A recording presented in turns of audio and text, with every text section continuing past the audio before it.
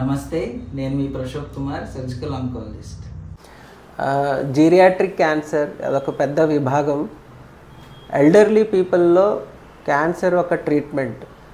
ఇండియాలోనే కాదు, world వైడ్లో elderly అంటేనే వాళ్ళకి ఐదర్గా ఎక్కువ ట్రీట్ చేసడమైనా జరుగుతుంది, లేకపోతే అండర్ ట్రీట్మెంట్ జరగడం, అంటే పూర్తిగా ట్రీట్మెంట్ ఇవ్వకపోవడం అని జరుగుతుంది.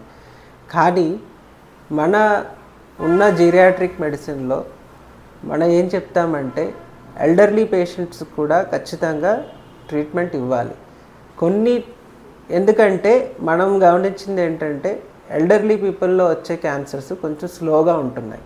అంటే అవి అంత ఫాస్ట్గా ఎఫెక్ట్ చేసే అంత అగ్రెసివ్ వేరియంట్ ఉండకపోవచ్చు. సో మనం దానికి కావాల్సిన డెఫినెటివ్ ట్రీట్మెంట్, అంటే ఇట్స్ ఎ సబ్జెక్టివ్ ఇష్యూ. ఇప్పుడు వాళ్ళకి స్కిన్ ఫ్రెజైల్గా ఉంటుంది, కిడ్నీస్ అంత బాగా పర్ఫ్యూజ్ చేయలేవు, హార్ట్ అంత బాగా పంప్ చేయలేదు, అలాగే బ్రెయిన్లో కూడా మెమరీ పవరు యాక్టివిటీ కూడా తగ్గుతుంది.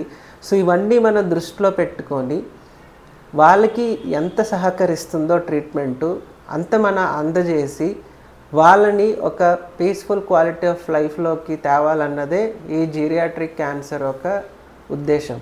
సో మనం ప్రతి పేషెంట్ని క్లుప్తంగా డీటెయిల్డ్గా అనాలిసిస్ చేసి ఎంతవరకు ఇవ్వాలి ఎంతవరకు ఇవ్వకూడదో అది ఫిజిషియన్ డీటెయిల్డ్గా డిసైడ్ చేసి అది కరెక్ట్గా కమ్యూనికేట్ చేయగలగాలి.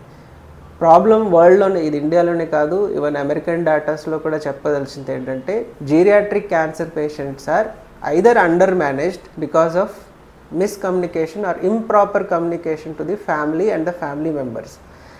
సో ఆ కమ్యూనికేషన్ కానీ ప్రాపర్గా ఉంటే ఖచ్చితంగా everyone will be willing to take treatment even for elderly also with the support of the family and friends.